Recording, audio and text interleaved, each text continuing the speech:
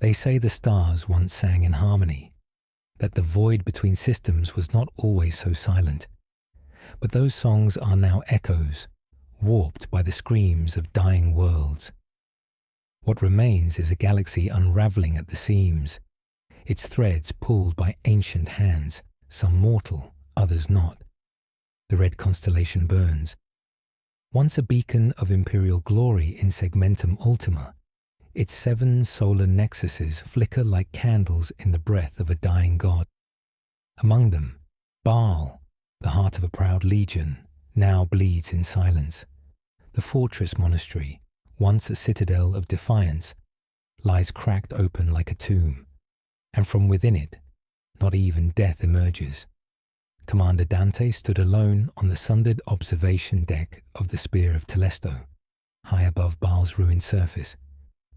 The void shimmered before him, endless and cold, scattered with the debris of forgotten wars. Below, his homeworld smouldered beneath a crimson haze, ash drifting upward like prayers denied. For nearly 2 millennia, Dante had borne the burden of the blood angels, first as warrior, then as regent, then as myth. They whispered of him across the stars, the immortal warden of the 9th Legion, the golden revenant who defied age and fate. Yet even now, with centuries etched into the weight of his armor, his heart remained shackled to a single memory. Sanguinius, his gene father, his angel, his curse. Dante's gaze flicked to the corner of the chamber, where a shattered statue of the great angel lay. Its wings were broken, one arm severed. The face, once serene, now wore the shadow of pain, not peace. Was it merely stone that crumbled, or the last illusion of hope? He closed his eyes. In the silence of his soul, he still heard it, the last cry of Sanguinius before the arch-traitor drove his blade through the angel's breast. That moment did not fade with time. It calcified. Dante did not mourn Sanguinius as a martyr. He mourned him as a failure, because in that final moment, something darker was born. The Black Rage. It was no longer just a curse.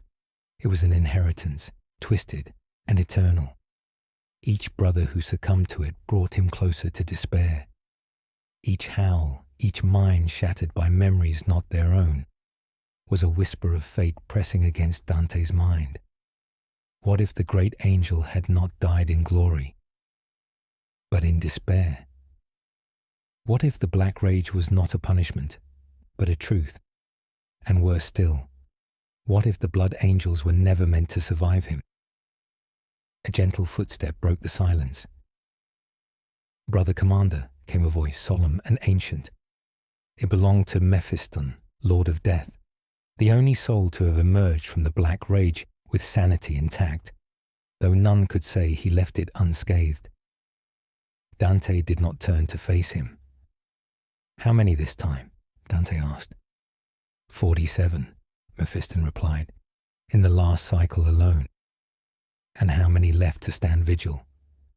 Not enough to hold the outer bastions." Silence lingered. Only the distant hum of the void filled the chamber. It was not the numbers that wounded Dante. It was the inevitability. "We are dying," he said. "No," Mephiston said. "We are transforming." Dante turned at last. The librarian's eyes glowed with restrained power, but behind them, something colder stirred. Mephiston had seen beyond the veil of sanity, and he had not returned unchanged. "Elaborate," Dante demanded. Mephiston stepped closer, his voice low, almost reverent. "The curse is not merely affliction. It is evolution.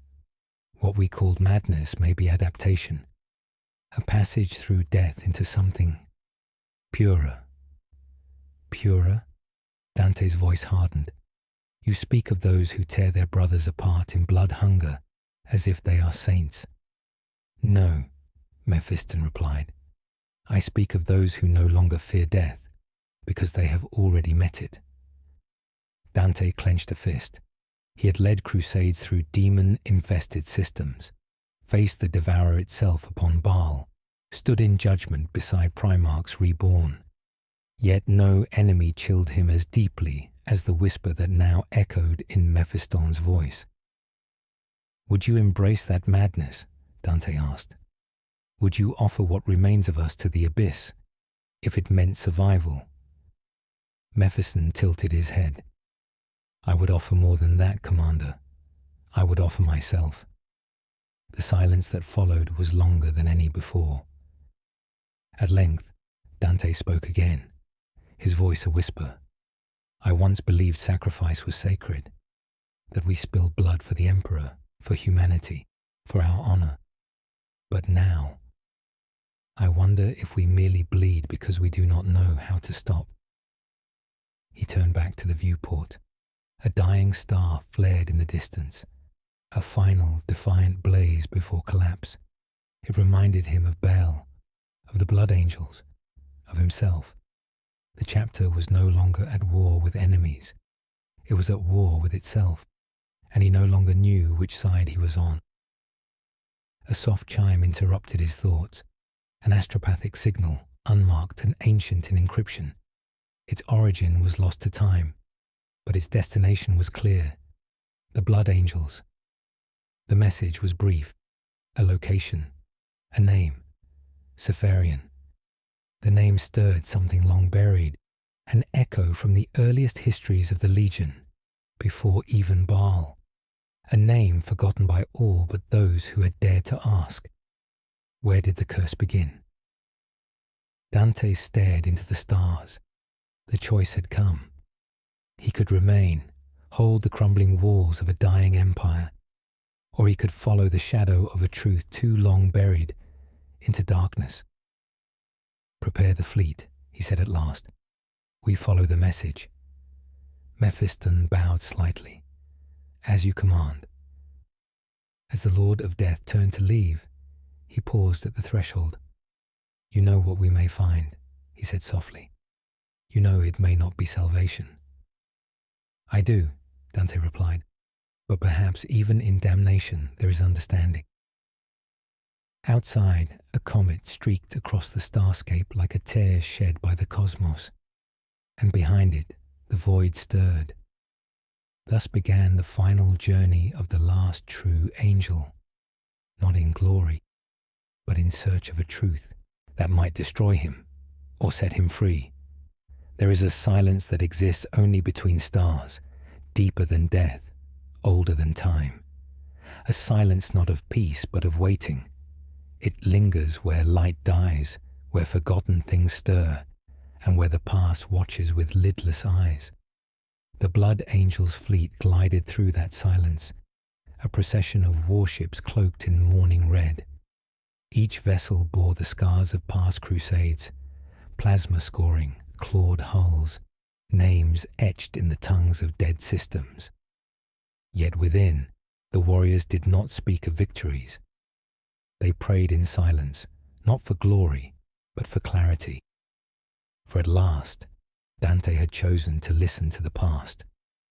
In the Librarium vault of the Spear of Telesto, the signal's origin was being studied, an encrypted pattern older than imperial dating.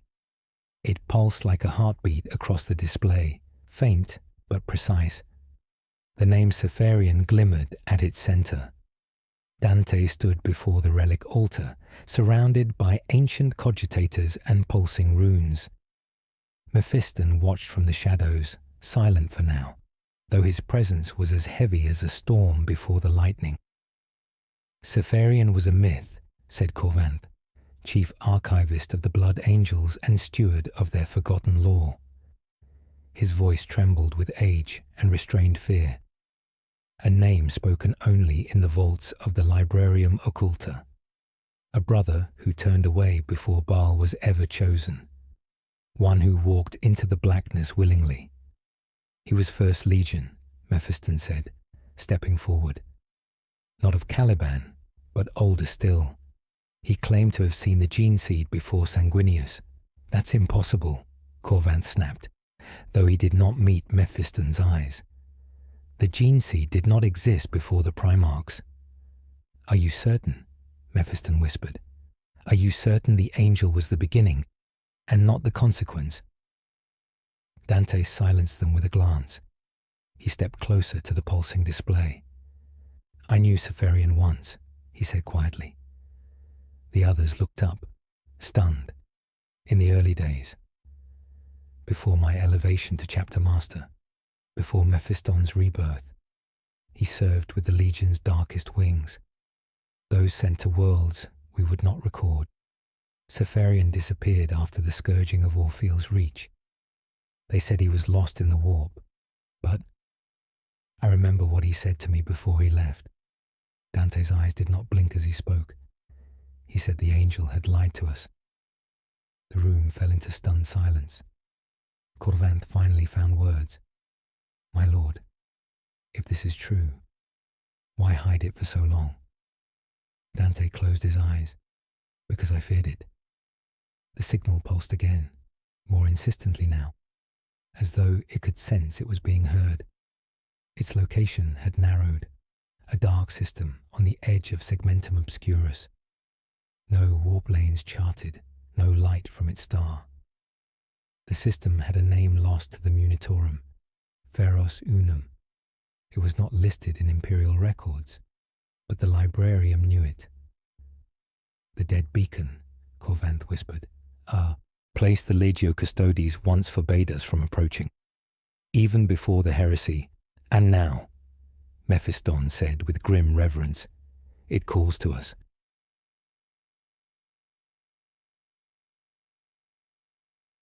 The journey through the void was long, and in the cold of the lower decks, Brother Sergeant Elian knelt before a shrine to the great angel. A blade, blackened by fire, rested across his knees. It was said to have belonged to Raldoran himself. Elian had never asked if the story was true. The weight of the relic was enough.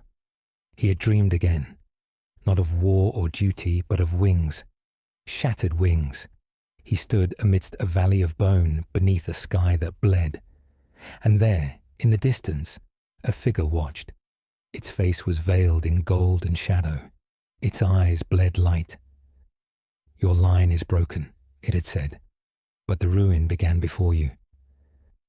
Elion had awoken with his hands clenched in agony, blood dripping from beneath his gauntlets. And in the silence of his cell, he wept. The thirst was growing. He heard voices that were not his, memories of battles he had never fought, visions of Sanguinius falling again and again, until the line between memory and prophecy blurred. He had not yet succumbed to the black rage, but he could feel its teeth, and still. He followed Dante. He had served the commander for over a century. Through the war against the Tyranids, the madness of the rift, the silence of the great rift, Dante had endured it all, and Elian believed, not in survival, but in him. For if Dante could hold the curse at bay, there might still be hope. On the command deck, the stars began to disappear. The fleet entered Feros Unum. It was a dead system. No warmth, no pulse, no sound. Even the warp grew still, as if something older than chaos itself watched in silence. The fleet came to rest above a barren world, blackened and cracked. It had no atmosphere, no tectonic movement, no signs of life. And yet, a signal pulsed from within its core. Dante stared at it in silence. "We land," he said. Corvanth flinched. "My lord, are you sure?" "No," Dante replied. And he walked to the hangar. They descended in silence. The surface of Feros Unum was like glass, obsidian plains stretching into nothing. The sky was a dome of hollow stars, and in the center of the world, a spire rose, a jagged tower of bronze and bone reaching into the void. It pulsed, not with light, but with memory. As they approached, the warriors of the Blood Angels moved with discipline, but they could feel it, the wrongness. Each step stirred whispers, names they had forgotten, faces they had never seen, voices calling them home, and at the base of the spire stood a figure, clad in armor blacker than void. Its form was motionless. Its helm bore a single mark, a red teardrop, inverted and cracked. Dante stopped. His breath caught. "Seferian," he said. The figure did not speak, but it raised its head, and its voice, when it came, was like the echo of a scream long buried. "You came to know the truth," it said. Dante stepped forward. "Is the curse a lie?" "No," Seferian said. "It is a warning." The ground trembled, and in that moment, every blood angel on the surface felt it, something vast awakening beneath them. Not a demon, not a god, but a memory too ancient to die. Beneath the cracked obsidian sky of Pharos Unum, the spire's shadow fell like a blade across the blood angel's landing site. No wind stirred, no dust rose. The world was perfectly still, too still. The figure before them, Seferian, did not move further. He stood sentinel beside the gate to the spire's depths, armored not in ceramite, but something older, something layered in history and ruin.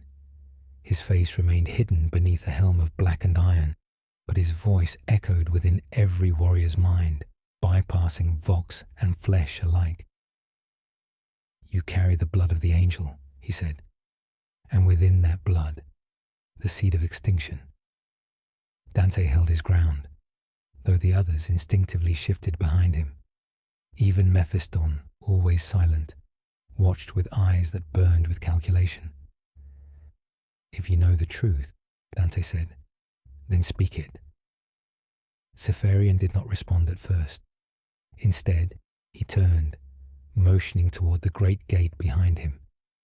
Twin slabs of gold-veined stone, inscribed in an ancient dialect even the most learned of the librarians could not read. "It was not Sanguinius who first bore the burden," Seferian said. "It was not even the emperor." The gates trembled. With a sound like grinding teeth, they opened inward. Darkness poured forth. Not mere absence of light, but a presence that drank light, that remembered light, and rejected it. The air grew colder. Reality thinned.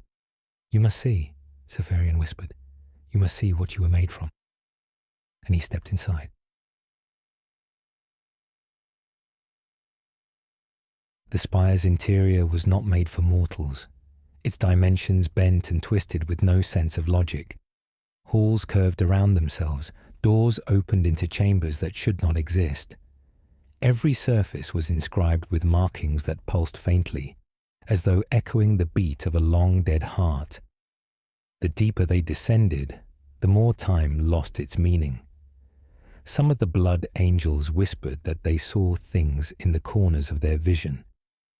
Glimpses of ancient wars, winged giants fighting beneath shattered moons, golden figures crowned in light, and shadows consuming stars whole. Elion fell behind, his steps growing hesitant. He felt it again, that presence from his dreams, watching, waiting.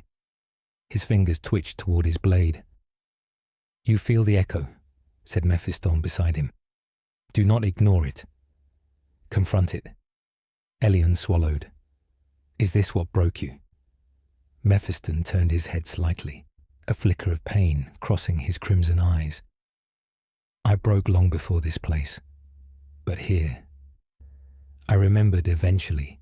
They came to the heart, a vast chamber at the base of the spire open to the sky above.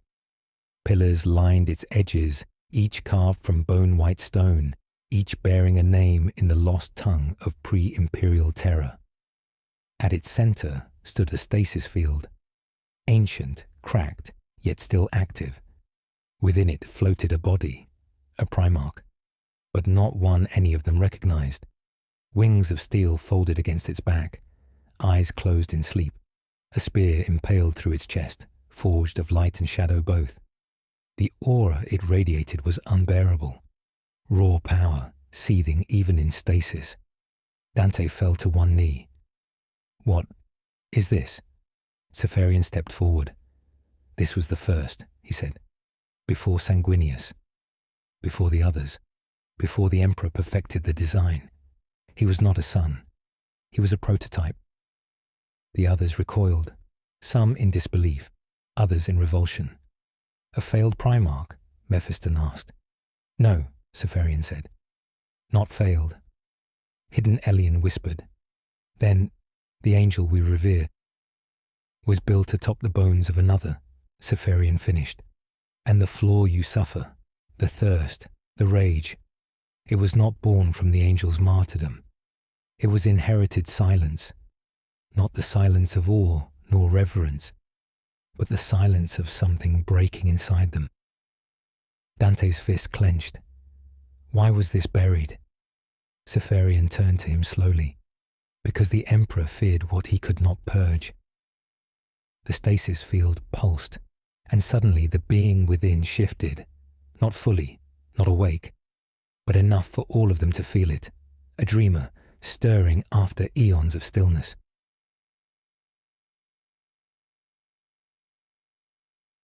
Outside the spire, the surface of Pharos Unum groaned.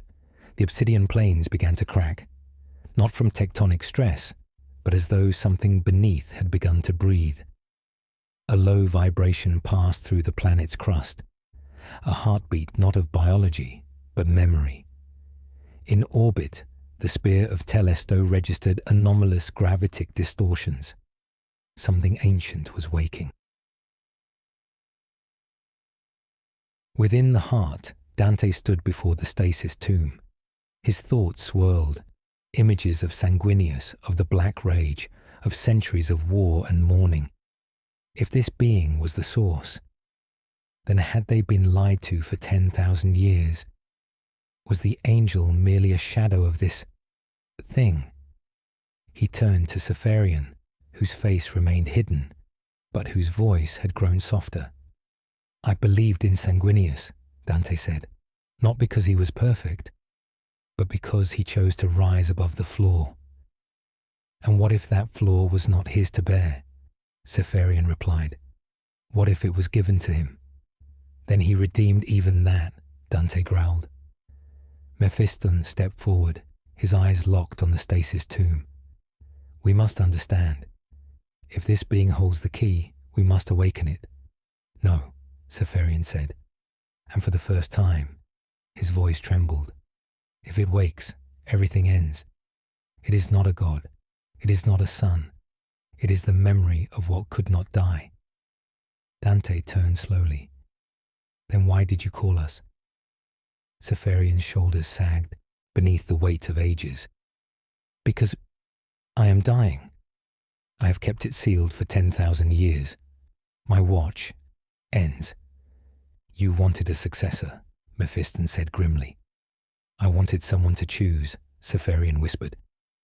To decide whether to bury the truth forever, or unleash it. Dante looked back at the stasis tomb. The pulse from within was growing stronger, and for the first time in 1,000 years, the voice in his mind, the one he had always believed to be the angel's memory, was silent. The chamber had not changed, yet everything within it had. Silence had once bound the blood angels together, a reverent silence in the face of death, of sacrifice. But now, in the deep heart of the spire, it stretched taut, ready to shatter. Dante stood unmoving before the stasis field, eyes locked on the unmoving figure suspended within. The others watched him, as if waiting for an order that would shape history. Behind him, the argument had begun. You saw it, said Mephiston. This being is not some myth. It is real. It is the source. Perhaps even the cure, or the cause, Elian snapped, his voice sharp with unease. We were not meant to find this. It was buried. Forgotten for a reason, Brother Captain Tyro cursed under his breath, turning his back to the tomb. You would ignore what might save us all. What else must we sacrifice before we are free of the thirst? Elian's eyes narrowed. And if it is not salvation? if it is damnation made flesh. Mephiston stepped forward, the soft glow of the stasis field reflecting in his crimson irises. Damnation is already within us, brother. Every time the rage takes one of our kin, we lose more than a life. We lose a memory, a future, a soul. If this being holds the key, we cannot look away. And if it wakes and destroys us, Elian said, what then? Dante raised a hand, and the chamber fell silent. He did not turn to face them. Not yet. His voice was calm, so calm it chilled them more than any outburst could. We are sons of Sanguinius, he said, but we were never given a choice in that inheritance. He took a slow step toward the field, eyes tracing the spear that impaled the sleeping giant. This being, it was first, forgotten, buried, a weapon perhaps, a failure, perhaps even a truth the Emperor could not bear. And now we must bear it, Mephiston said softly. Dante finally turned. I will not order this alone, he said. This burden will be shared. Speak now. What do you choose? A moment of stillness, then Mephiston's voice. Awaken it. We must know, Tero. I stand with the chief librarian. Elian hesitated. His voice was quieter, but no less firm. Seal it. Burn this place. Let it remain buried. Others added their voices, some cautious, some furious. A line was drawn, invisible but undeniable. Dante listened, absorbed their words, and said nothing. Later, they gathered in the upper chamber, where the stars above Pharos Unum seemed to pulse with unease. Dante sat in stillness, watching the void through the half-ruined dome. Alone now, save for Mephiston, who stood near the entrance, silent. I see the fracture, Dante murmured. It's already begun. They will not follow the same path. Some will, Mephiston replied. Enough. And if they are wrong? Mephiston gave a small, grim smile. Then we will all burn together. Dante did not respond. After a moment, he turned to face the librarian fully. You felt it in the stasis field, the hum beneath reality. Mephiston nodded. It wasn't the being alone. It was the wound in the warp a tear, Dante said. Not just through space, but through memory. This world, this tomb, it remembers. He stepped closer to the edge of the broken dome and raised his gauntlet. A projection flickered to life, a recording of the being within the tomb. Its features were clearer here, in light enhanced by augurs, winged, tall beyond even a Primarch, a face almost human, but wrong in ways the eye could not articulate. It looks like us, Dante said, but it isn't. It is older, before the Imperium, before the Angel. A prototype, a promise, or a warning, Mephiston added. Dante turned to him. You believe we should wake it. I believe truth is never gentle, and that our chapter is dying. Dante said nothing for a long time. Then, and if the others move against us? Mephiston's reply was quiet. Then they will die with their ignorance. The descent resumed the next day, but not all descended. Elian remained above with half the detachment, his face grim as stone. I will not follow you into madness, he told Dante. If you wake this creature and it escapes, I will seal this tomb from orbit. Dante met his gaze. You would fire upon your own brothers. I would fire upon myself, Elian answered, if it meant keeping the galaxy safe from something the Emperor saw fit to bury. The words were not spoken in hatred. They were spoken in mourning. Dante did not reply, but he did not stop Mephiston and the others from passing deeper into the tomb.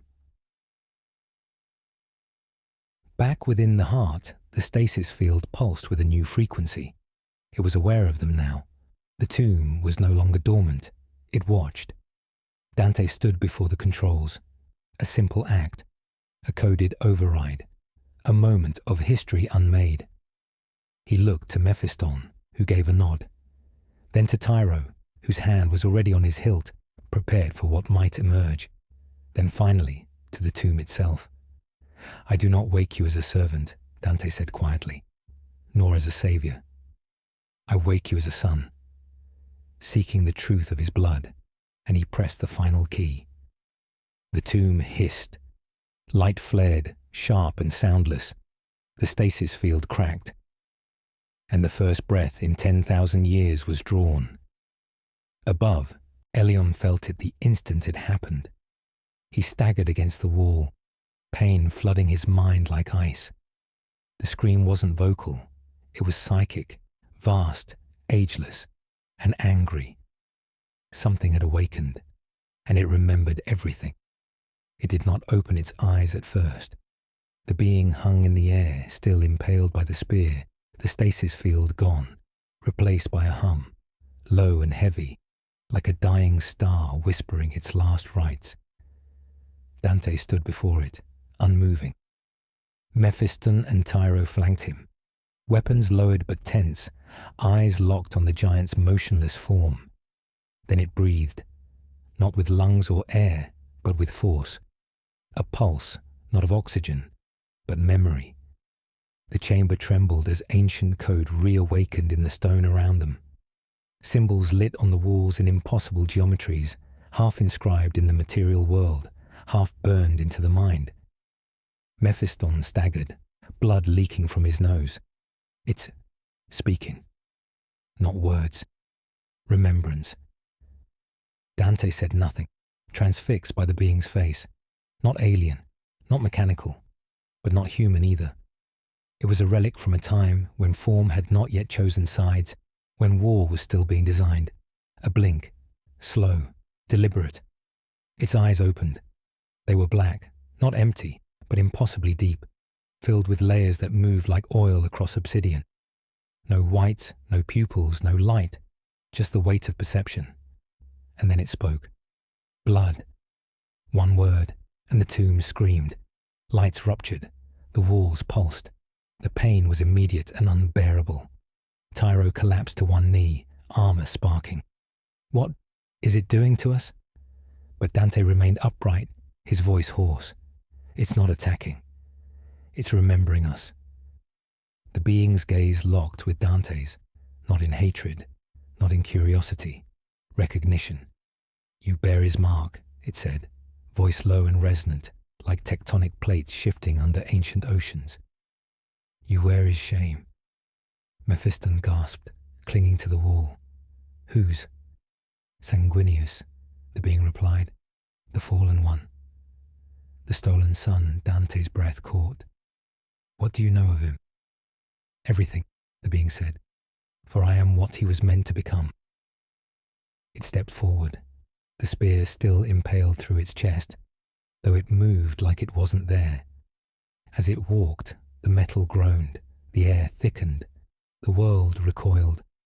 "I am the Angel Prime," it said, "first of the unbound legion, made not by the Emperor, but by the flesh masters of Terra's forgotten forge temples." Tyro whispered, "Not Astartes, not Primarch, something."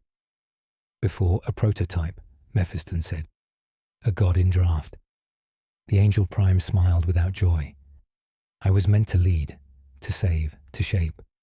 But he, your emperor, abandoned me, buried me here, where no sun could reach. He feared what I knew, what I could become." Dante's voice was a whisper. "Why?" "Because I did not kneel," said the being. It stepped closer to Dante, its form casting no shadow, though the light died around it. "Your father was born of my shattered pattern. His wings, my wings, his gifts, my curse, and his flaw, your curse, was not accident. It was left behind, silence fell. It was Tyro who broke it." "You lie." The being looked at him, not with anger, but with something worse, pity. "I was made to carry all things," it said. "Glory, rage, sacrifice." But the Emperor feared a weapon he could not break, a sun he could not control. So he cast my flesh into this world and forged new sons in my image, lesser, loyal, blind. It turned back to Dante. Do you feel it, Lord of Angels? That hunger, that song in the blood? Dante did not answer. I was the beginning of that song, it said, and I am its end. The words echoed through the tomb. Every blood angel felt it. Not just the truth, but the pull. A resonance in the marrow, an ache in the soul. The black rage, responding.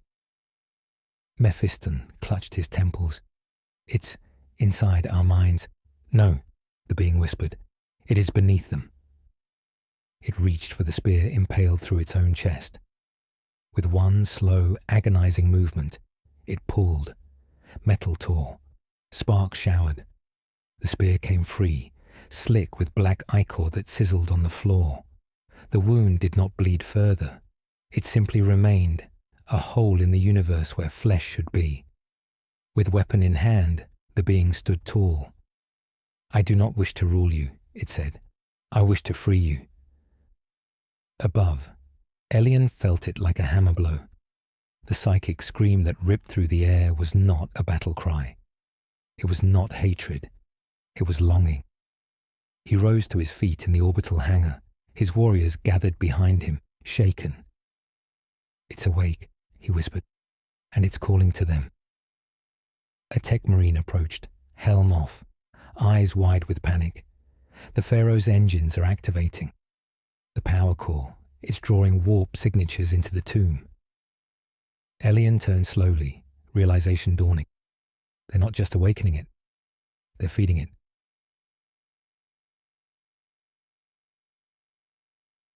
In the tomb, Dante faced the being, his voice steady.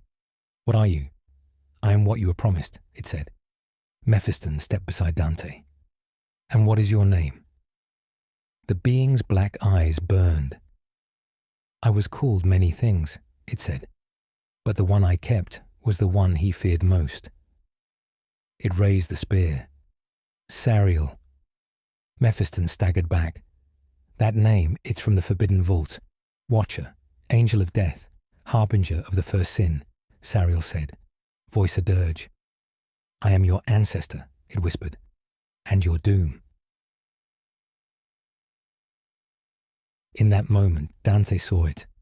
Not just the being, but the future. Brother against brother. Blood on the stars.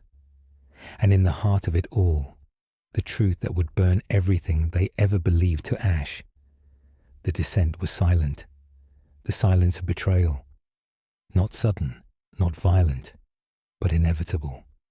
Captain Elion moved through the shadows of the Pharaoh's tomb's upper reaches, his armor muted, his helmet clutched beneath one arm. The ancient machinery around him hummed with a life it hadn't known for 10,000 years. Symbols once dormant now pulsed with slow, rhythmic cadence, like a heart reawakening after aeons of stillness. He had sent the others away. Too much static, too much noise. This moment required clarity. Elion stepped into the observatory chamber, the massive dome above revealing a fractured sky, split by warp fissures and streaming with blood-red aurorae.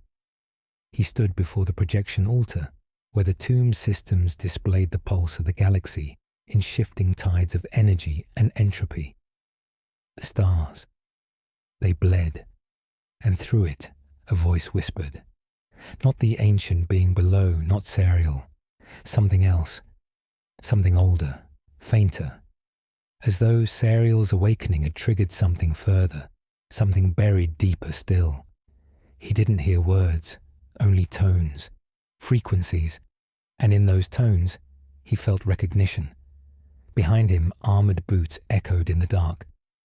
Captain Elion, said a voice, familiar, steady. He turned slowly.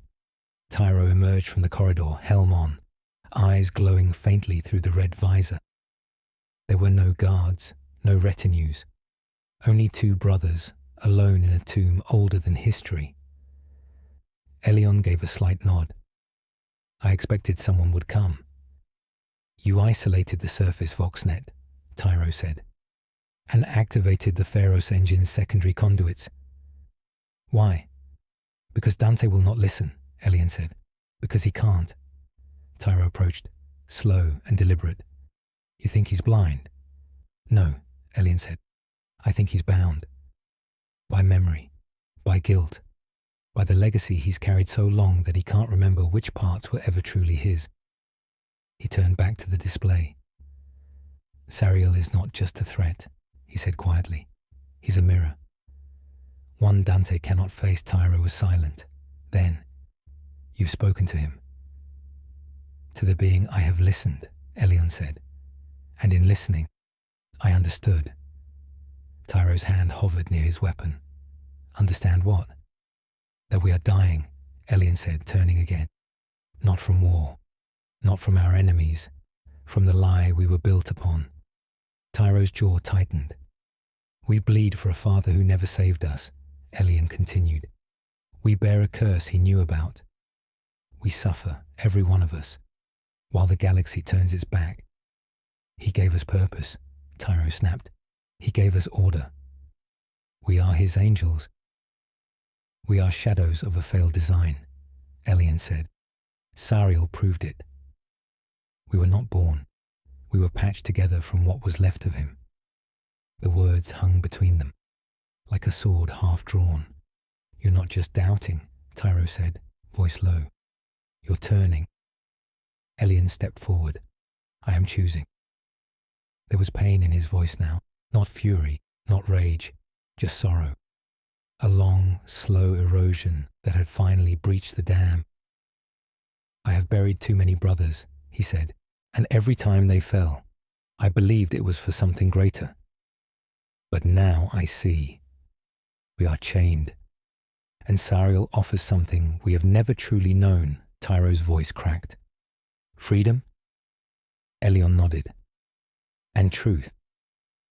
There was silence, the kind that only exists between kin, who know the next words will not be forgotten. Tyro's voice was hollow. You mean to stand with it? I mean to listen, to learn. If that makes me traitor to a lie, then so be it. The two locked eyes. No battle. Not yet. Only the certainty that the line had been crossed. And Tyro spoke, not as a warrior, but as a brother. If you leave now, if you follow this thing, you can never return. Elion stepped back, and for the first time, his eyes looked peaceful. I was never allowed to leave, he said, until now. He activated his helm, his voice crackling over the private vox. I will not raise my blade against you, Tyro. But I will defend what I now know. Then he vanished into the corridor beyond, into the tomb's shifting catacombs. Tyro stood in the dark, heart pounding, fingers clenched. He wanted to scream. He wanted to run. He wanted to believe Elion was wrong. But part of him understood. And that was the beginning of the end. Beneath the tomb, Sariel stood still, unmoving, as if waiting. Dante stared at him, no longer with contempt, but with uncertainty. You speak of freedom, Dante said, but you were sealed for a reason. Sariel tilted his head. You fear what I will become. No, Dante whispered. I fear what you already are. Sariel gave a faint smile. Good. Then perhaps you are ready. He extended the spear, not as a weapon, but as a gift. Take it, he said, and see. Mephiston's voice roared across the chamber. My lord, don't. But Dante did not move. His eyes were fixed on the weapon, because in that moment he realized something. A memory not his. A vision not born of time, but blood. The spear had pierced something greater than Sariel once. A god perhaps, or a lie. And now that same weapon offered him a choice, to believe the old faith, or see the truth. His hand inched forward. The tomb pulsed. And above, in the orbiting flagship, dozens of blood angels felt something shift inside their veins. A tremor, a hunger, the black rage, muted. The warp never moved in straight lines. It spiraled. It howled. It remembered. Across Segmentum Tempestus, near the shattered moon of Tragara, 1,000-strong Imperial fleet held formation, its hulls worn by war, its augers tinged with ash. Battle had scarred every vessel, from the ancient fury of Baal to the blackened escorts of the Obsidian Suns. They waited in orbit, an uneasy silence stretching across the void. They had received no signal from Baal for 3 solar cycles. Dante had gone silent, and that silence was beginning to unravel them. On the command deck of the Revenant of Orpheus, Inquisitor Carmina Vale watched the feeds with cold detachment. Her eyes, surgical augmetics of pale bronze pattern, flicked across the data streams with impossible precision. Beside her stood Marshal Telvanni of the Argent Crusade, helm in hand, features graven like a stone funeral. "You still believe he lives?" Vale asked quietly. "I know he does," Telvanni said. "And if he doesn't?" Telvanni didn't answer. Vale sighed. "Baal is a crucible. If he has fallen, he has not." "Then he's hiding something," she said, turning to him. "And if Sariel is what you say—" "I said no such thing," he interrupted. "I said only what the tomb might contain. Don't lie to me, Marshal." Her voice carried steel now. "I am Inquisitor. You are soldier. One of us can bury secrets. The other can unmake them."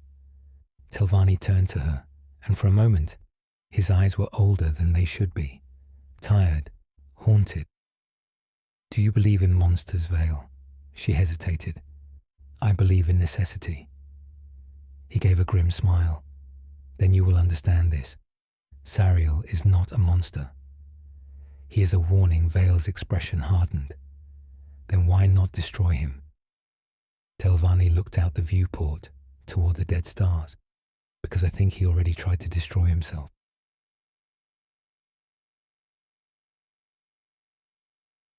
On Baal, the tomb shifted. Its stone petals opened like a flower under red skies. Sariel no longer sat idle. He moved, slowly, deliberately, steps like thunder beneath the earth.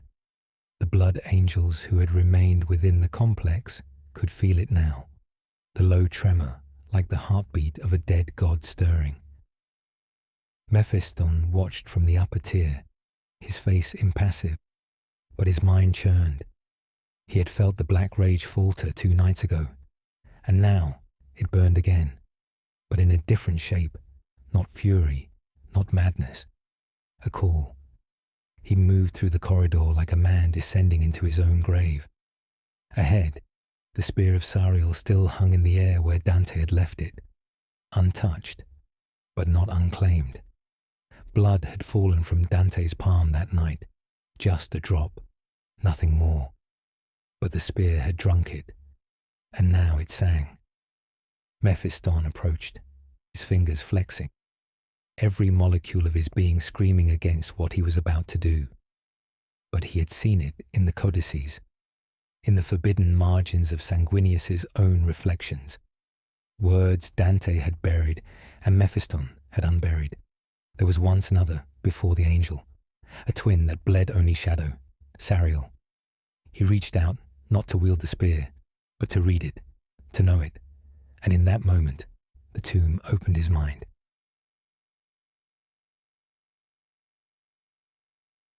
He saw a world of light, then fire, then endless dark.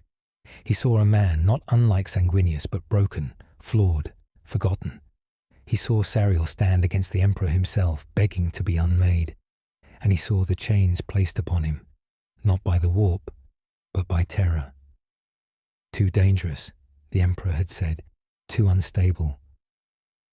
"But I remember everything," Sariel had said, chained in fire. "I remember what we lost on the threshold of unity." "Then you are a threat to hope itself," the Emperor had replied, and he was buried.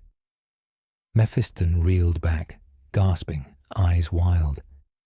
For the first time in centuries, he was afraid. Above Baal, in the depths of the red tier, alarms rang. Captain Tyro stood over a data slate, expression unreadable. "The Inquisition is gathering at Tragara," reported the servitor. "Orders, Captain?" He did not speak. He only thought of Elian, of the line that had been crossed, of the vision Sariel had shown, not a future, but a choice.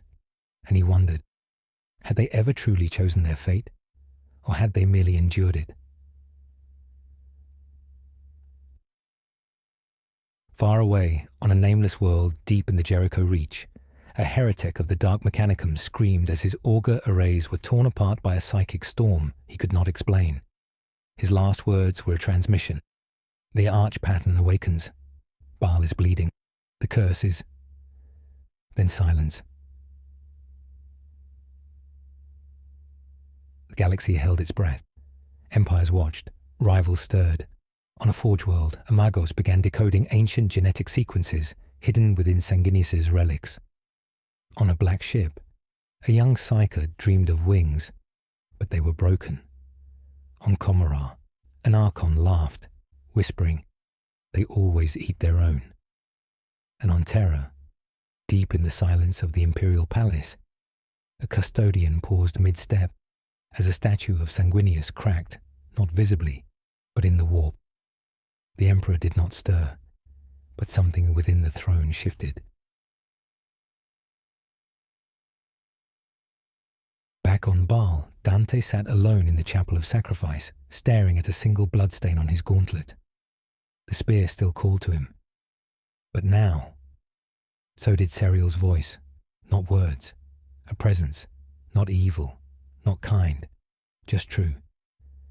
And Dante, for the first time in millennia, whispered not a prayer, but a question. Was I ever free? Night had fallen on Baal, but the sky did not darken. The twin moons hung in eternal eclipse, one broken, the other black. The storm front that loomed for days had finally arrived, veiling the heavens in choking red dust. It was not weather, it was warning, as though the planet itself recoiled from what stirred beneath its sands. Within the Red Scar fortress, the Librarius pulsed with activity. Data slates flickered, vox links whispered. Scriptor Delaquin's breath clouded as he recited stabilizing rites. Even thoughts felt louder, as if the warp was pressing against the edges of reason. Mephiston stood unmoving in the middle of the chamber, his robes trembling not from wind, but from something inside him, something new. He had not slept since touching the spear, had not dared to. Each time he closed his eyes, Sariel stared back, not in rage, not in sorrow, in recognition. Outside, in the Hall of the Chosen, the sanguinary guard gathered in a half-circle, cloaked in golden silence. They had been summoned not by order, but by instinct. Their wings flickered with static charge. The air tasted of ozone. Askel, first of the guard, turned to his brothers. "The librarian walks the edge. We must be ready for what?" asked Balinor, youngest among them. Askel hesitated. "Redemption," he said, "or ruination." Deep in the crypts below, the tomb stirred once more. The sarcophagus of Sariel no longer wept blood. It bled openly. Symbols long faded now burned with renewed clarity. Not chaos, not warp, something older. Runes etched in lost dialects of pre-Unity terror. Languages that had no speakers for 10,000 years. And across the galaxy, their echoes began to awaken. On Mars, a member of the Fabricator General's inner circle collapsed mid-sermon, crying out in binary tongues. He clawed at his eyes as visions of winged death poured into his mind. On Titan, a grey night seer dropped to his knees in silent horror as he uttered, "It watches from within." And on a starless listening post forgotten by the Imperium, a lone astropath received a signal, just one word, "Brother."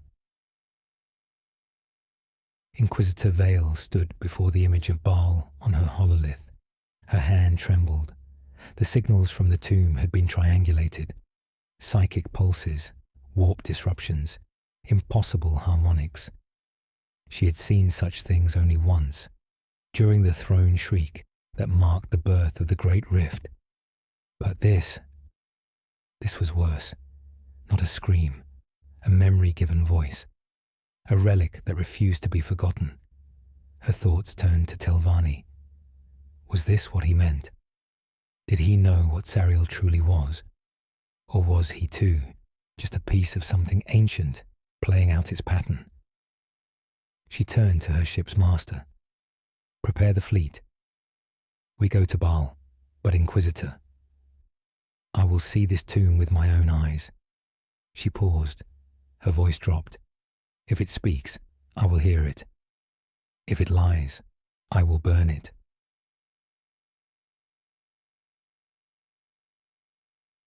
On Baal, Dante knelt alone in the apse of the Primarch's shrine. He no longer looked to the statue of Sanguinius. He looked past it, to the shadows that danced just beyond the edge of his vision. He heard Sariel now, not in words, but in memory. Echoes of a time before Baal, before Legion, before name. A battlefield of glass and thunder. A brother with no wings, only scars. A choice made at the edge of oblivion. Let me die, Sariel had once begged. But death had been denied, buried, bound, branded. Dante's fingers curled into a fist. The spear had shown him too much. Was this the truth, or a test? He remembered the great betrayal. Horus, Istvan, Cygnus Prime. He remembered what treachery felt like. And still, this felt different. Not rebellion, not ambition, but grief given form. At dawn, the tomb opened itself. The massive stone gates that had been shut since Dante's descent now ground open with a howl of pressure and time. No command had been given. The sanguinary guard stood ready, weapons drawn, eyes sharp. But none moved, because from within the darkness, a shape emerged. Not Sariel, Tyro.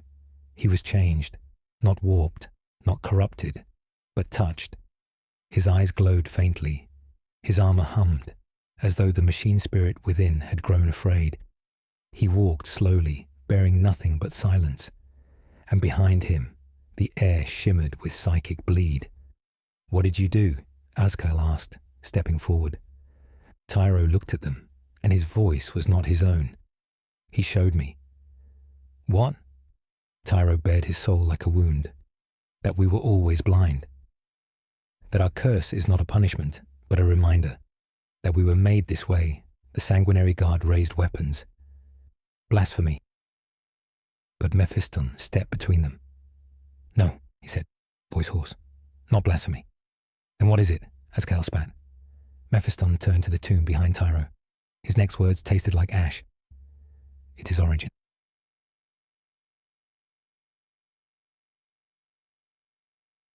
Far away, hidden within the labyrinthine archives of terror, a single custodian pulled a scroll from a forbidden vault. The label, Project Sariel, Initiate Terminated. But beneath the redacted ink, a single line remained untouched. Genetic progenitor batch. 13th Legion, revised. The custodian froze. There was no 13th, and yet here it was, buried, forgotten, just like the other brother. On Baal, the air crackled with a new kind of storm, not weather, not war, revelation. And with it, a single truth took root in Dante's heart. This was not about the red thirst, not about madness, not even about Sariel. It was about the lie at the heart of their creation. A lie they had bled for, killed for, and now might die to protect. Baal burned in silence, not from war, but from revelation. The dawn light filtered through iron-red clouds, casting long shadows over the red scar. Thunder cracked overhead, though no storm moved. Vox relays screamed static. Astropathic choirs clutched at their throats. And deep in the bedrock beneath the fortress, the tomb's psychic heartbeat pulsed like a second sun. In the command sanctum, Chapter Master Dante stood alone. His armor bore the dust of 1,000 battles. His eyes, older than most stars, fixed upon a single data sigil, inquisitorial vessel en route. ETA, 3.2 hours. He had called them once, long ago, at Cygnus, at Baal Prime, in desperation. But this time, they came not to aid. They came to judge. In orbit, the Requiem Omnis cut through the void like a blade through confession. A black-hulled cathedral, its prow crowned with vox shrines and purity seals that fluttered even in vacuum. Within, Inquisitor Vale knelt in a circle of burning script. Incense smothered the recycled air, thick with oils drawn from sacred bones. Around her, servo skulls whispered fragments of forbidden truths. Words once sealed in vaults beneath terror now danced before her eyes like ghosts. 13 Geneline, rejected Primarch, empathic deviation, psychic resonance, high instability. The sigils flickered. Her eye twitched. He never died, she thought. He was buried. She stood, drawing her bolt pistol in silence, not for use, but for reminder. Even saints must be silenced when their holiness becomes contagion. On Baal, Tyro sat at the edge of the tomb. He no longer remembered what it felt like to be only himself. Since the communion with Sariel, his thoughts came in layers, memories not his, emotions so ancient they turned to dust before they reached comprehension. He saw angels fall to ruin. He saw a brother locked in a casket by those who claimed to love him. And he saw a father, golden, radiant, divine, turn away, not in wrath, but in fear. "Why did he leave you?" Tyro whispered into the dust. The tomb answered impulse, not words, because even gods fear what they cannot control. Mephiston stood at the edge of a decision. Within the Librarius, tomes of forbidden history lay scattered, some half-burnt, others still wet with blood from their autoscribes. He had read the unthinkable, words buried in warp-locked data coffins. Sariel was never meant to rise. The Sanguinius project had 14 results. Not 20, not 18, 14. 2 were rejected before the warp scattered them. 1 was erased before the rest even opened their eyes. That one was Sariel, a Primarch in all but name. One whose gene code fed directly into the early Legion prototypes. One whose blood formed the earliest iterations of what would become the Blood Angels. And one who bore a flaw so deep, so volatile, the Emperor himself refused to kill him, choosing instead to lock him within a psychic sarcophagus beneath Baal, an eternal coffin for a forgotten son. Mephiston clenched his fists. Blood leaked from his nose. How could they have not known? Or had they always known and lied? The Inquisition landed with fire and decree. The Requiem Omnis thundered into Baal's atmosphere, flanked by 2 black-bladed escorts and a storm of servo-cherubim that shrieked litanies of authority. The landing ramp descended like the blade of an executioner. Inquisitor Vale walked forward, shrouded in ash-colored robes, her retinue behind her, Psychana, assassins, data clerics, and a bound demon host gagged with silvered wire. Dante met her in the outer courtyard. The 2 did not speak at first. Only the dust spoke, then quietly. "You received the summons," Dante said. "I came for the tomb," Vale replied. "Too late." "No," she said, eyes narrowing. "Right on time." She turned. "Where is the entity?" Dante did not answer. His silence was louder than defiance. So Vale walked past him, and the guard did not stop her. Inside the crypt, Sariel's sarcophagus stood open, but the tomb was empty. No corpse, no armor, no soul, only blood and silence. And at the far end, the walls began to change. Not physically, not visibly, but psychically. Inquisitor Vale turned toward the glyphs lining the chamber. She gasped, not in fear, in recognition. "These are not Imperial." "No," said Mephiston, stepping from the shadows. "They predate it." She turned sharply. "You've broken protocol. I've broken chains." His eyes glowed. "This isn't a crypt. It's a womb." Vale raised her pistol. "You speak heresy. I speak history." Outside, a cry split the air. Not human, not mechanical, something in between. Tyro screamed. Blood poured from his eyes as visions took him. He saw Baal swallowed by fire. He saw the Legion turned inward. Brother against brother. He saw Serial not as a being, but as a mirror. One that reflected the truth of the flaw. The black rage was not a curse. It was a voice. One that had been screaming to be heard for 10,000 years.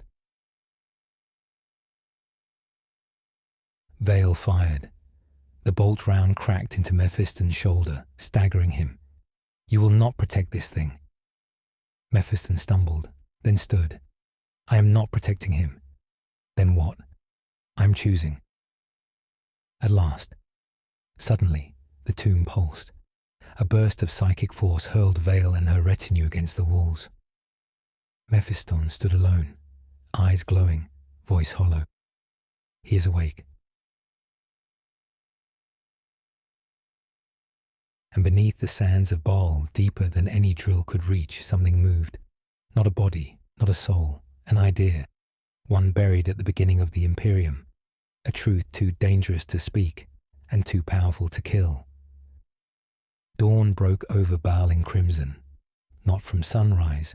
There was no true sun now.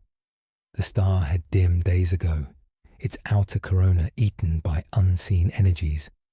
The sky was red from bleeding reality. Winds whispered names not heard since the great heresy. Names erased from archives, sung only in demonic tongues and cursed by black ships. Names like Sariel. Names like air without lineage. Names not even the Emperor dared speak aloud. Within the Librarius, silence held. Tyro knelt before Mephiston. His face was pale, streaked with dried blood from the visions that still echoed behind his eyes. "I feel him," Tyro said. "Not as a thing. As a presence. Not just in me. In all of us." Mephiston's gaze was distant. "Because he is not one. He is many. He is what we were before the cages of doctrine. He's the echo of the Legion, before the flaw was called a curse. And what is he now?" Mephiston closed his eyes. "He is becoming." Tyro shook his head, struggling with the visions. Legionaries with eyes of flame. Sons of Sanguinius, standing not as defenders, but as judges, not corrupted, not heretical, just changed. "Will he save us?" Tyro asked. Mephiston's silence answered. In the outer cloister, Dante stood before the assembled captains. Gabriel Seth of the flesh tearers paced like a caged animal, fury barely leashed. "This is madness, Dante," Seth snarled. "You let that thing escape the tomb, and now it infects your own." "He was never a thing," Dante said calmly. "He was once our brother. He is not. He is a weapon that slipped its chain." Astartes of various successor chapters stood at uneasy attention. Knights of blood, angels vermilion, lamenters, some marked by battle, others by the scars of the black rage. They had heard the call, not over vox or astropath, but in dreams, in visions painted in blood and sorrow, visions that whispered truth. The flaw was never an accident. It was a key, and the lock had just been turned. In the deep crypts below, Serial did not walk. He drifted. His armor was not armor, but memory made flesh. Veins of starlight ran through his limbs, and his face, no longer a skull, no longer a man, wore the sorrow of a god cast down, He saw the walls as they truly were, not tombs, but echo chambers, places where the dreams of angels were locked away in shame. He touched the stone. It wept blood. Above, the librarius walls cracked, not from pressure, from resonance. Every word spoken by Sanguinius across history, every act of beauty, sacrifice, rage, was encoded in Sariel's being. But there was one thing he did not carry: faith. Inquisitor Vale stood before the ecclesiarch shrine, vox recorders ablaze. Her agents had drawn up charges: heretical gene experimentation, harboring of a proto-primarch, psychic contamination of multiple successor chapters, potential warp breach within a loyalist stronghold. The words meant nothing to her anymore. Only the truth mattered. "Purge protocols ready?" she asked. Her acolyte nodded. "Fusion charges set around the central sarcophagus. We detonate, and the entire crypt is buried under molten bedrock. Good," she whispered. "Better a grave than a cradle." But at that moment Baal screamed. Not the people, not the planet, the soul of Baal. Winds of fire tore through the red scar. Statues of Sanguinius wept molten gold. Vox beacons howled until their circuitry turned to slag. And the black rage, the curse, spread like wildfire. Across the fortress, across the successor chapters, across the stars. Space Marines fell to their knees, some clawing at their faces, others reciting long-dead battle hymns. But they did not succumb. They changed. Eyes opened that had never opened before. Visions coalesced into clarity. The madness was not infection. It was memory. They saw what Sanguinius saw. They felt what Sariel felt. And for one moment, terrifying and pure, they became more than warriors. They became witnesses. Dante collapsed in the great hall, his strength drained. Sariel appeared before him, not walking, not flying, but existing, as if reality made space for him like a servant lowering its head. "You are old," Sariel said, "but you remember." Dante raised his head. "I remember Sanguinius." "And I remember before him," Sariel whispered. "Before you called us angels, before you called our grief a flaw." "What do you want?" Dante asked, voice cracking. "I want to end it." "The curse?" The lie." In orbit, Inquisitor Vale gave the order: "Detonate." But the charges didn't answer. The seismic readings showed nothing, because the crypt was no longer on Baal.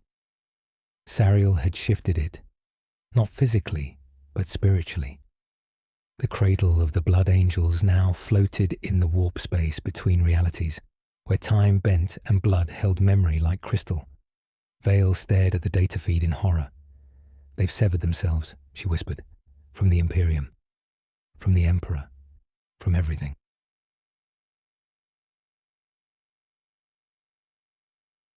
Back in the Librarius, Tyro stood before the legionaries of the blood angels and their scattered kin. He did not speak. He bled, from his eyes, from his palms, from the symbolic stigmata that Sariel had etched into him. He was the first to survive the transformation.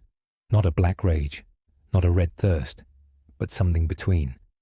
A third path, the Crimson Mind.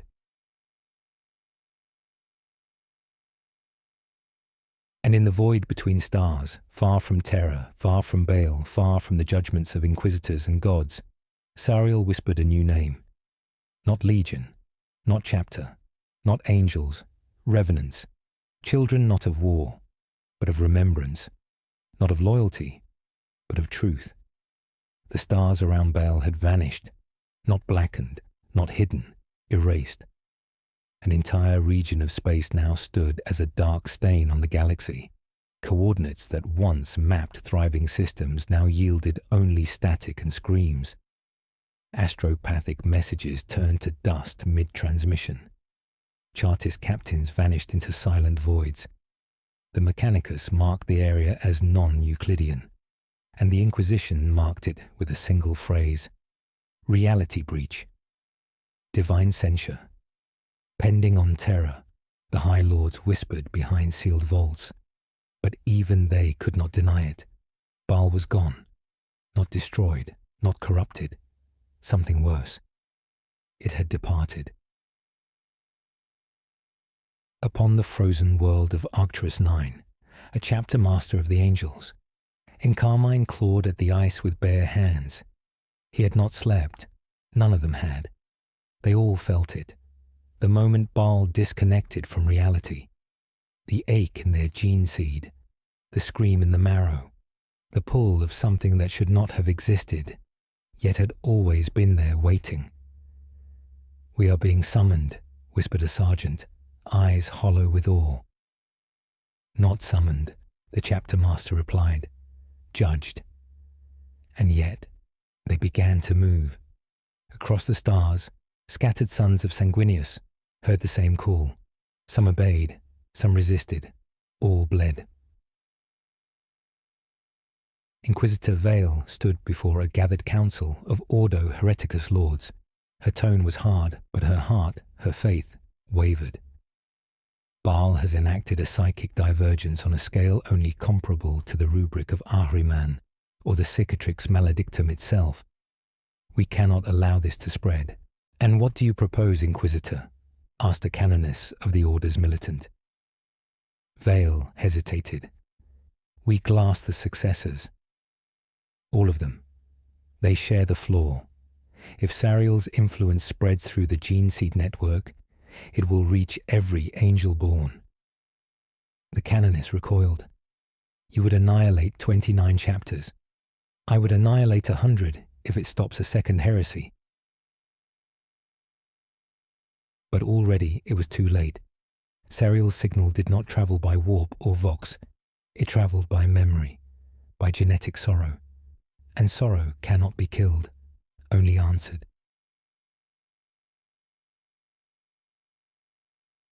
On Baal's surface, no longer fixed in the material realm, the fortress monastery had become a cathedral of transformation. Dante stood in the hall of Sanguinius, surrounded by stone wings and golden statues that now wept real tears. He bore no helm.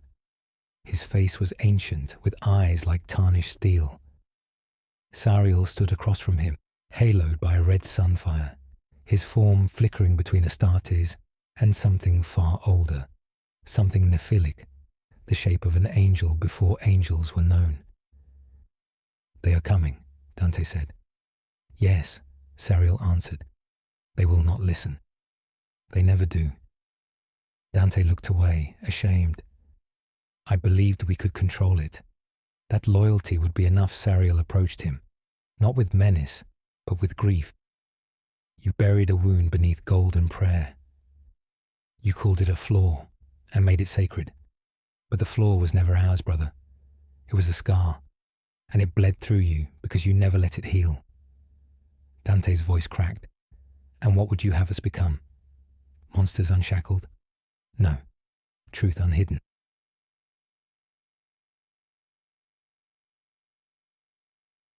In the sub-chambers of the crypt, Tyro and the Crimson Mind initiate stood in silent contemplation. Some wept without tears.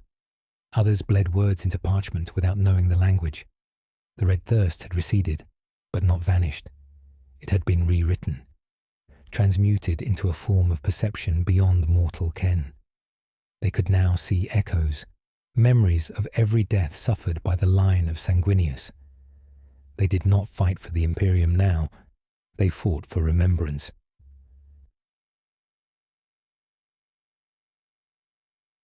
On a distant Forge world, the Fabricator General of Ryza reviewed the data streams from Baal.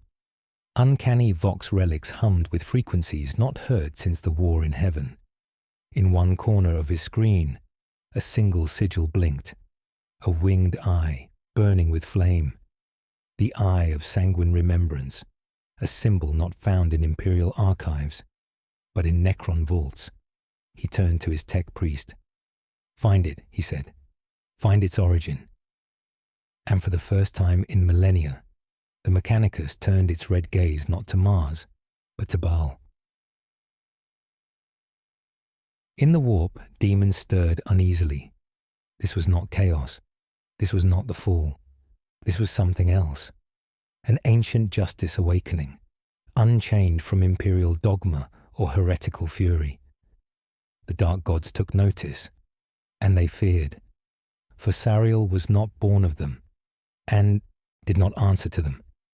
He was a witness, and in his presence, even demons saw themselves reflected, not as monsters, but as failures, echoes of what might have been. Within the tomb chamber, Dante donned his helm, not as a symbol of command, but as a funeral rite. "You mean to die?" Sariel said. "I mean to stand," Dante replied. Sariel lowered his head. "Then I will not stop you." "You should," Dante said, "because they will."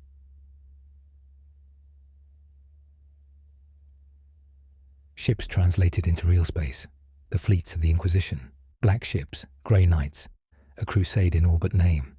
Saint Celestine herself stood at the prow of the Light of His Mercy, flanked by seraphim and ablaze with golden fire. Her expression was calm, her eyes sad. "Why do we always arrive too late?" she whispered. And as Baal shimmered into view, not in the material galaxy, but in a reflection of it, the Imperium stared at the angels it had long called broken, and saw that they had become something other, not corrupted, not redeemed, transfigured. And in the silence before the storm, the question hung unspoken. What do you do? When the cursed no longer need forgiveness, they came as executioners, not heralds, not saviours, but with litanies on their tongues and fire in their holds. The Baal Excision Protocol, initiated by unanimous decree of the Senatorum Imperialis, granted absolute authority to a crusade force composed of 3 full chamber militants, the Adeptus Sororitas, the Ordo Hereticus, and the Grey Knights. Supported by 7 chapters of Adeptus Astartes loyal to Terra, and thousands of Astra Militarum regiments, it was the largest sanctioned military operation against loyal gene lines since the Scouring. They did not call it a purge. They called it absolution. From orbit, Baal looked unchanged. Its twin moons still bled rust and ash. Its sands still shimmered like old blood beneath a withered sun. But the sensors lied. Vox arrays screamed with impossible harmonics. Psychic echoes bent time like light through crystal. No approach vector held steady for more than a moment. Ships dropped from warp into patterns that resembled sigils, as though the planet itself were writing a message in their formations. Saint Celestine stood at the heart of the fleet, halo dimmed, lips unmoving. She did not pray, she only watched. Behind her, Canoness Superior Seraphina knelt in reverence. "Saint, what message do we carry?" Celestine did not turn. "We carry the silence after a scream."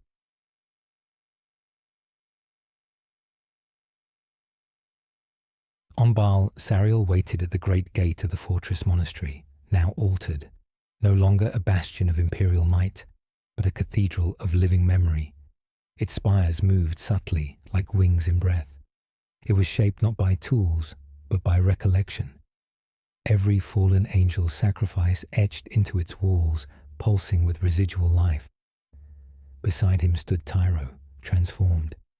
His armor bore the markings of both, crimson mind and blood angel, fused by fire and loss. His gaze was no longer that of a supplicant, but of a witness. "Do you believe they will listen?" Tyro asked. "No," Sariel replied. "Then why remain?" "Because memory must be offered, not imposed."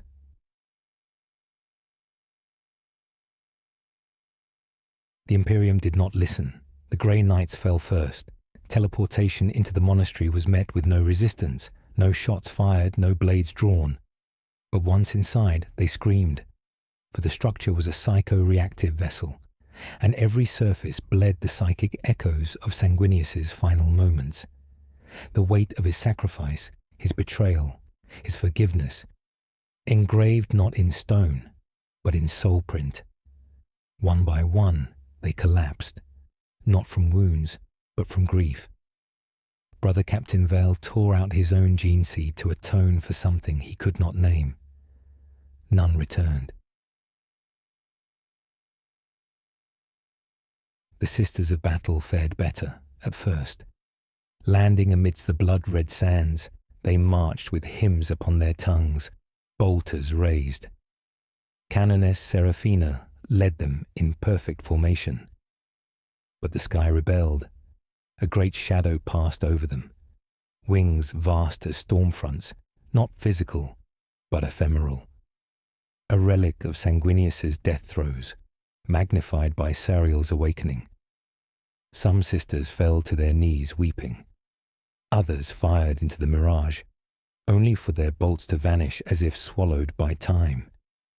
One seraphim, sobbing, whispered, "We have not come to punish angels. We have come to mourn them." Saint Celestine descended. Her wings brushed the crypt towers, and the sands parted as if to welcome her.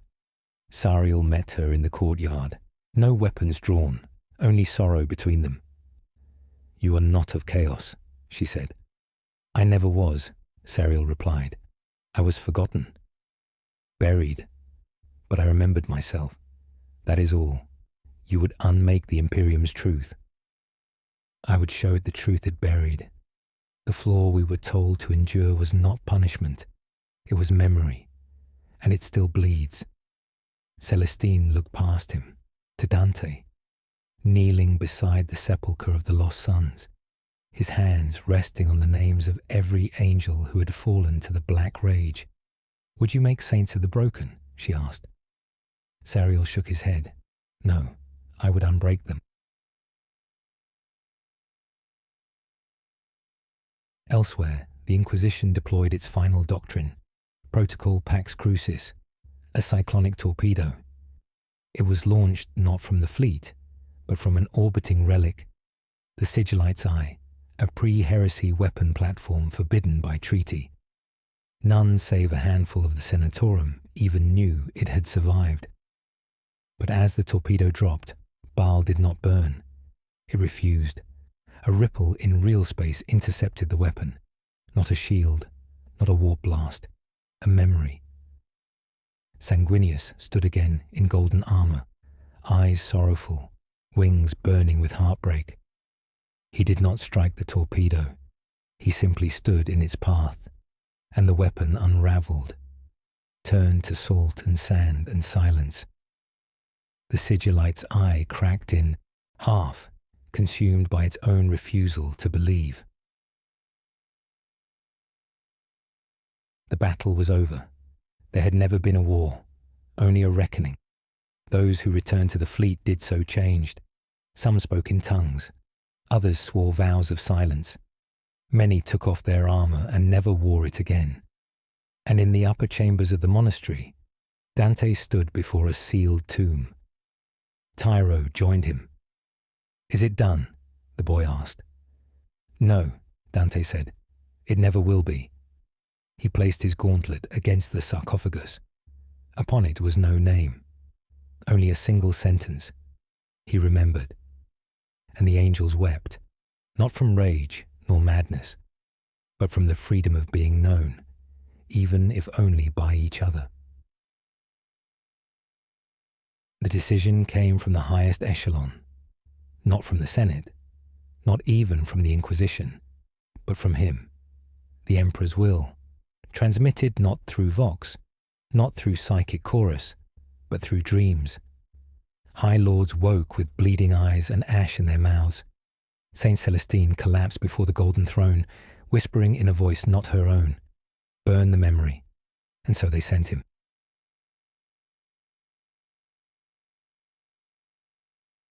Robert Guilliman, Primarch, Lord Commander, the Avenging Sun. Not a fleet, not a crusade, just him. He descended on Baal in silence. His armour bore no heraldry, only scorched blue and a dimmed aquila. He carried no war gear save the hand of dominion, still marked by Sanguinius's blood from long ago. The ground beneath him trembled, not from power, but from memory. As he walked through the ruins of the landing fields, no guns rose to meet him. Only echoes, the laughter of brothers lost to time, the clashing of ceramite in training fields long turned to dust. He passed them all like a man walking through the shattered frames of his own childhood. At the gates of the monastery, he found Sariel waiting. "You came," Sariel said, voice a whisper. "I did not want to," Guilliman answered. "Then why?" "Because I remember him." A silence hung between them. "Tell me," Guilliman continued, "is this your salvation? Memory, mourning, resurrection?" Sariel did not respond. Instead, he stepped aside. "You should see him." They descended into the vault beneath the sepulchre of lost sons, through passageways grown from psychic root and flesh stone, through antechambers that hummed with broken chants, fragments of the canticle of sacrifice interwoven with Sanguinius' last breath, captured by those who heard it echo through the warp during the siege. At the centre of the crypt, beneath a glass sarcophagus, lay the body, Sanguinius, but not as he was upon the throne world, shattered and broken. Here he lay in ascendant repose, whole, radiant, weeping blood from closed eyes. His wings pulsed not with motion, but memory, feathers forming and unforming with each moment, as if relived across 1,000 possible timelines. Guilliman fell to his knees. "How?" he whispered. Sariel placed a hand upon the stasis field. "He never truly died, not in the warp, not in us, only in their version of history."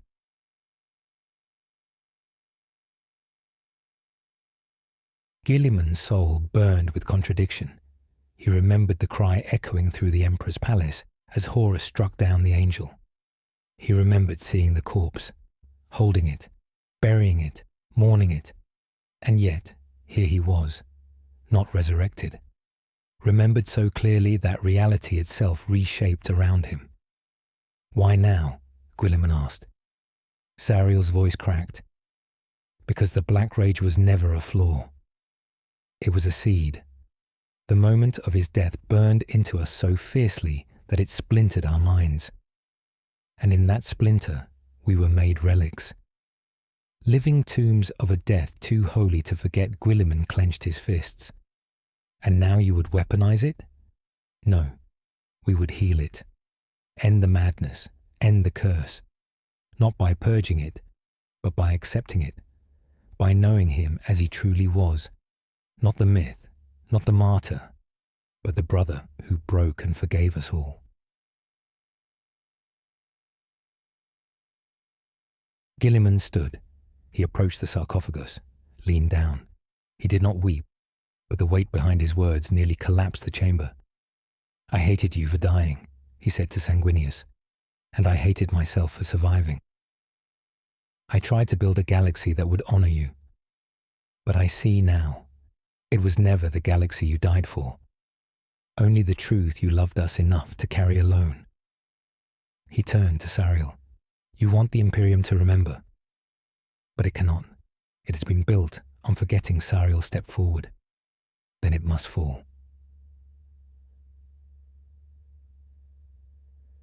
Guilliman did not speak again. He ascended in silence, boarded his personal Thunderhawk, ordered no bombardment, no purge. But as he left orbit, a singular message echoed across the Vox, encoded in the dialect of the ancient legions. "Let Baal remain.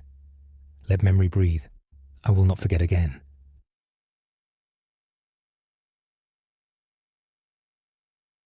The High Lords waited for his report. He gave none. Saint Celestine wept in silence and would not speak of what she saw. The Grey Knights sealed their vaults, declaring all records of Baal's visions maledictum class. But rumours spread. of a Primarch broken anew, of the angel who lay not in death, but in remembrance so powerful it defied reality, of the curse that was never a curse at all, but grief made manifest. And in the quiet corners of the galaxy, forgotten space marines, former chaplains, librarians once thought lost to madness, began to gather. They called themselves the Choir of the Broken. They did not preach. They did not fight. They only remembered. And from memory, something began to awaken. The storms over Terra had not ceased for 49 days. Not warp storms, not natural tempests. Something stranger, heavier. The clouds above the Sanctum Imperialis churned as if mourning something forgotten. Each thunderclap echoed like the shattering of armor. The priest called it an omen. The Inquisition called it heresy. The Adeptus Custodes said nothing at all. For deep beneath the palace, in the chamber where the Astronomicon wept flame, a war of memory was being waged. Robert Guilliman stood before the golden throne, alone, his armor scorched from silence, his soul worn to its edge. The Emperor did not speak. He had not done so in millennia. But Guilliman felt the weight of his gaze, and within that silent immensity, he cast forth his final doubt. "I remember him," Guilliman whispered, and somewhere deep in the machinery of the throne, a single servo skull twitched.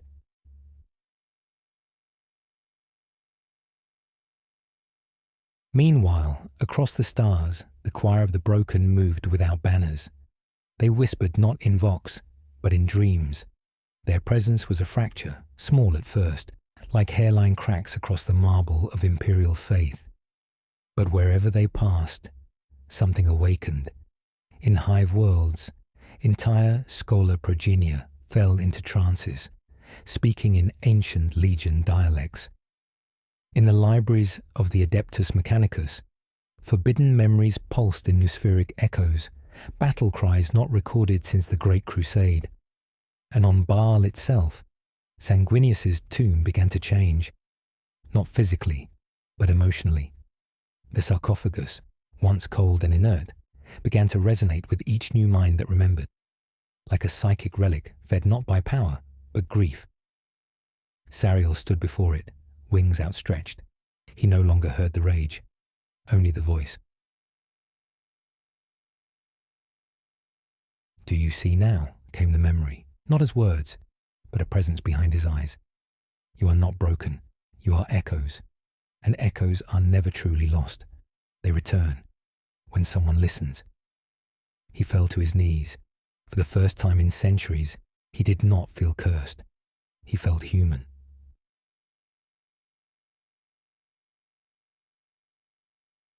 On Terra, Guilliman stepped forward.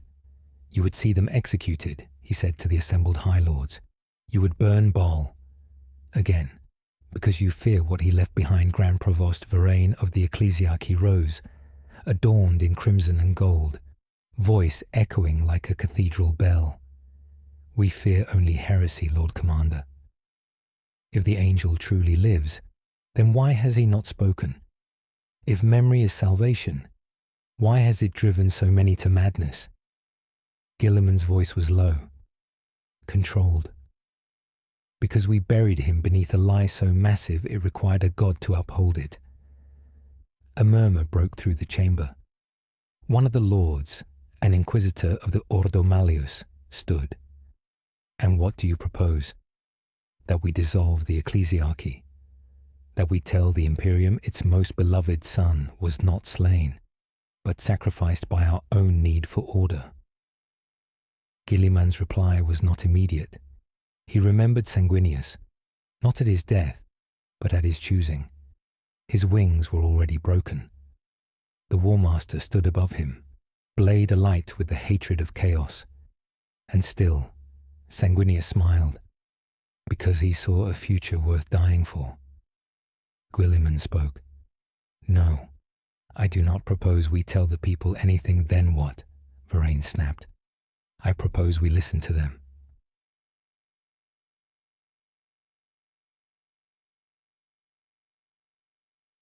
In the galactic east, a detachment of blood angels stood before a ruined shrine on Cyrene Secundus. There were no records of it being there, no coordinates. No Auspex had seen it from orbit, but it was there, and within it, a mural of the angel, not in death, but in empathy. He knelt before a child, wings torn, halo dim, smiling through sorrow, the kind of image no creed had sanctioned, no archivist had preserved, and still it existed, because someone somewhere remembered, and the warp listened.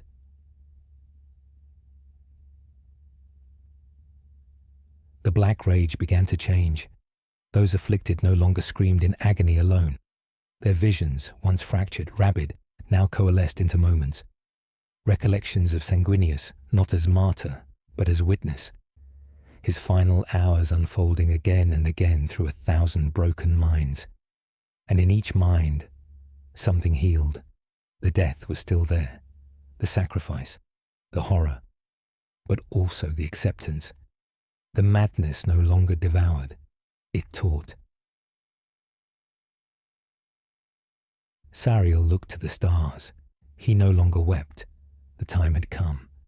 With the choir behind him and the remembrance of their gene-father alive in the flesh of every brother who bore the mark of the angel, he spoke the words that would fracture the Imperium itself. We will no longer fight for a lie. And across the stars, those words echoed. In silent cells, Death Company veterans wept and removed their chains. In battlefields long forgotten, broken Space Marines rose, not to kill, but to remember. It was not a rebellion, it was a choir, and it sang the truth.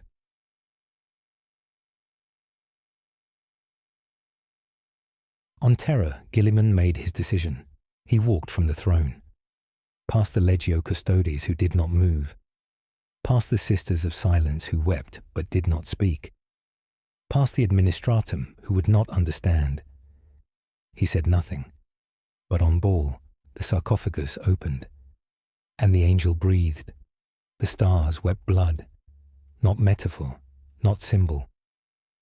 Across the segmentum sanguis, the great red nebulae shifted, shedding crimson light that cascaded like falling veils across imperial space.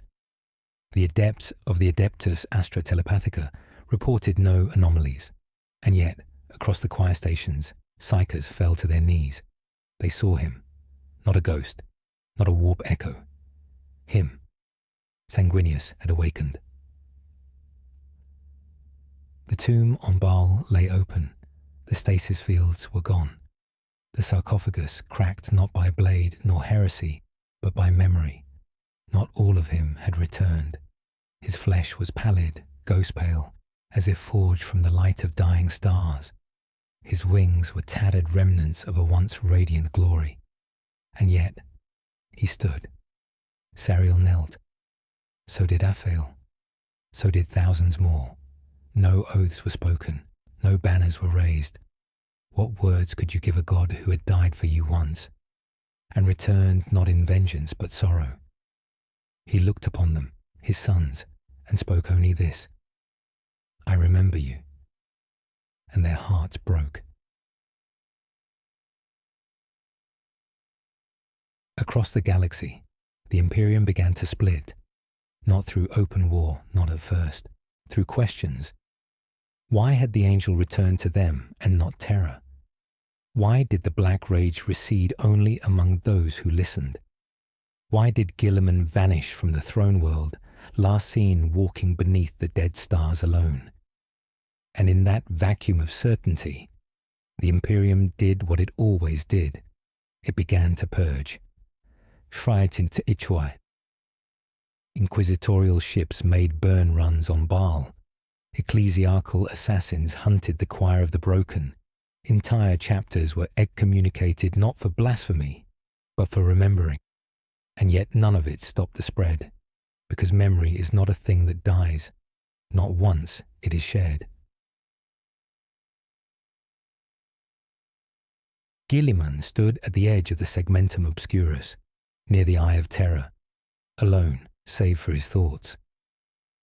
He watched the warp churn, its tides less chaotic than before, as though some ancient force had turned its gaze inward. For a moment, he thought he saw Horus's face among the storms, not in rage, but regret. He closed his eyes. They had built an empire on silence, on sacrifice, on forgetting.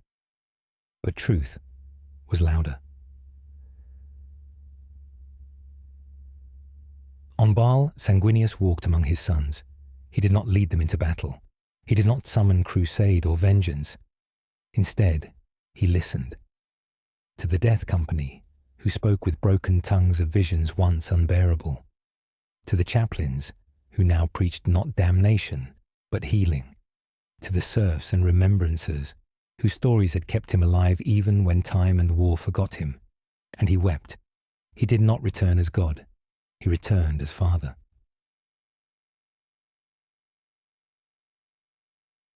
The Imperium began to fracture. Some called it the Second Heresy, others the Reclamation. The High Lords declared Sanguinius a false manifestation, an echo from the warp meant to deceive the faithful. And yet, world after world joined him, not out of hatred, not out of rebellion, but out of grief. Because what had the Imperium become, if not a mausoleum of fire? If the Emperor was a corpse king, and the angel was weeping, what God still reigned? Sariel stood beside him in the final moment. The angel's strength was fading. His return had not been resurrection, but a final flare before the embers died, a gift from the warp itself, not a power, but a moment, one moment, to show them the truth. Sariel reached out, fingers trembling. "Will you leave us again?" Sanguinius looked to the sky, where the great rift had begun to close, where the voices had quieted, where, for the first time since the heresy, the warp felt still. "I never left," he said. "You did." He looked to his sons, his memory made flesh. "But you came back, and that is enough." The angel fell to his knees, not in defeat, in peace. He died again, not to save the Imperium, but to teach it how to grieve. And as his body faded, turning to light, to myth, to nothing, one final whisper passed across the galaxy. "Remember me, truly, and I am never gone."